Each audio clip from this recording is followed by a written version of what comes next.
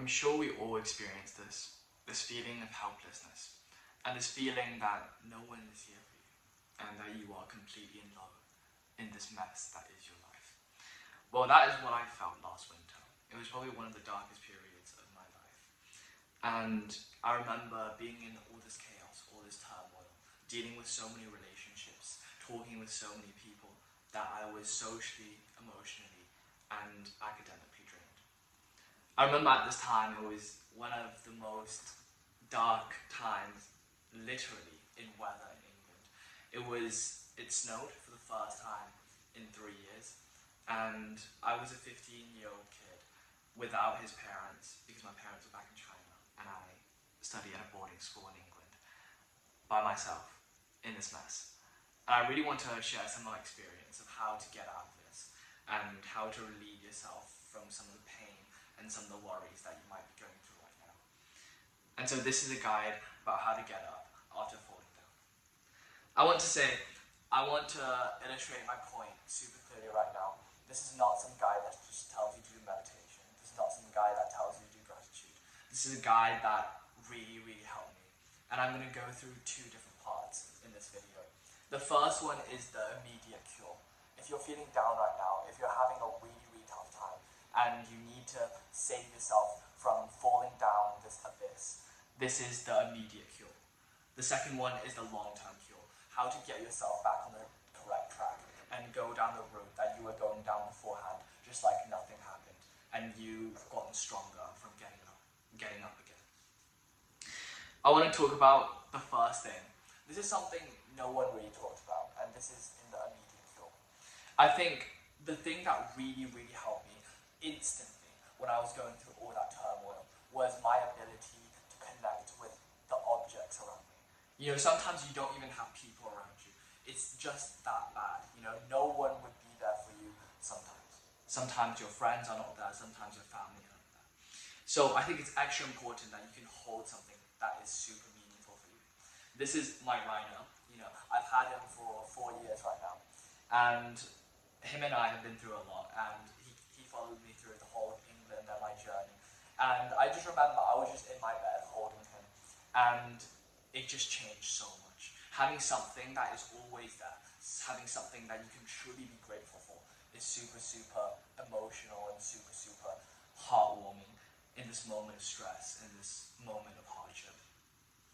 I think also, another thing, if you do have friends and family around you, it's super, super important to be able to reach out to them, to have the confidence and to have the humility to say, hey, I've been going through a hard time.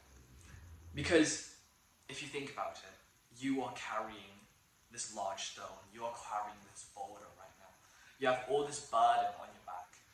And a lot of people around you would be super happy to carry some of that burden for you. And I think it's super crucial that you reach out and, you know, alleviate some of the weight on your back, because sometimes it can really break you. Having a video call, having a lunch with a friend, walking in the park with someone who means a lot to you. It's really, really good for the immediate cure. Another thing I want to talk about is how to release endorphins, which is some kind of like stress hormone within your body when you face hard times.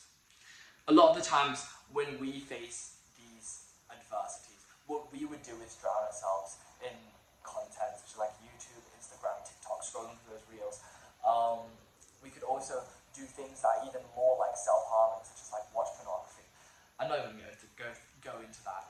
But on one hand, which is this destructive habits that you can make when you are feeling down, there is, on the other hand, some really, really positive things that you can implement. For me personally, I play the piano and I play football as a sport, soccer if you're American. These things really help me because playing the piano, you know, releases all these stress hormones within my body, just really gets me into the zone. And once you get into that flow state of not thinking about anything, it's truly when your life gets back on the path that you used to be on. Same thing when you're playing football, when you're so absorbed into the game, it really takes away everything that's negative about your life and sets you on this really, really intense flow state. I also want to talk about this thing that I started during last winter, which was one of the most was November 30th, and I was just going through this really tough, like, whatever breakup situation, you know. I also had to communicate with my guardians about how I'm going to leave her, and my parents were just not there to help me with it. And neither do they speak English or are they good communicators in this situation. So I had to go through all this communication by myself in what was my second language, which is English. And I just journaled it all down. It didn't matter whether I journaled about things that said, oh my god, this is the worst day of my life. It didn't really matter if I journaled about all the bad things I felt about the people around me. It didn't matter if I journaled about all the bad things I felt about myself, because they were really genuine. And putting pen to paper in this way, whether you could also record a video about yourself and just delete it straight after, or something I used to do is record voice memos to myself. These ways are such good ways to also alleviate the burden that is within yourself, and to say these words that you've been holding back. And that holding back is also the thing that is really pushing you down from the life you want to live, the normal life that you want to go down. Now we talked about the immediate cure. I want to say a few long-term points that really helped me along my journey of becoming my old self again. One of these things I would like to say is to have a sense of routine. You know, back in the day when we all had it normal, we all had a routine. Like for me, it was going to school, it was waking up at 7 in the morning, you know, getting dressed, having a shower, packing a bag and going to school. It was those kind of routines that really held me together. However, during the time when I was really not into it, I remember I didn't have a routine. I was super not tidy. I didn't have the same cleanliness that I had before. And I was just overall really, really lazy. And I realized this. And despite all that is tough about getting back to your old routine, I think that is the first step to really curing yourself. Because once you get back to that routine, you can say to yourself, okay, everything is normal again. And you might say, okay, you're deceiving yourself. You're saying something that is not true. But that is exactly what we're trying to do. We're trying to deceive ourselves. We're trying to deceive our bodies in the most kind sense that we can get back to the route that we used to be on. Because once we deceive our bodies, we start functioning more normally. We start eating more normally. We start sleeping more normally. Because our body thinks that we are okay again. And once we have this type of energy, once we have this type of sleep, once we have the type of calories that really keeps us going during the day, that is when we start to tackle the mind.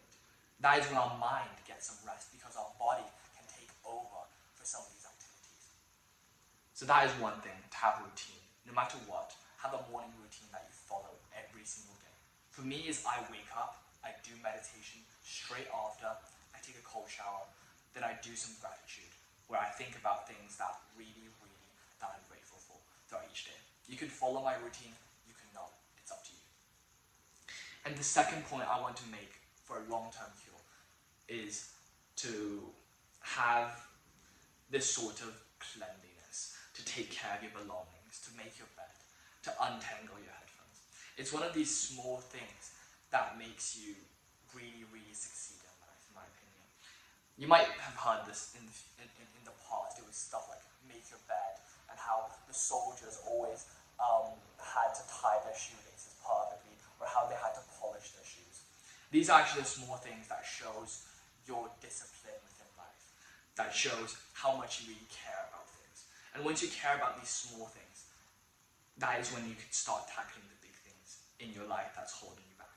Once you can say, okay, I can make my bed in the morning, you could also go on to say bigger things. You can take care of yourself, then you can take care of the bigger thing that's harassing you right now. And that is how you get through the chaos, by being disciplined yourself, by taking care of yourself. So you are that beacon of hope within all the chaos that is around you. Because you can ground yourself to the earth, and you can say, no matter what, I'm going to be tidy, I'm going to be clean, I'm going to take care of myself. And that's super, super powerful. Thank you so much for watching. I love you so much.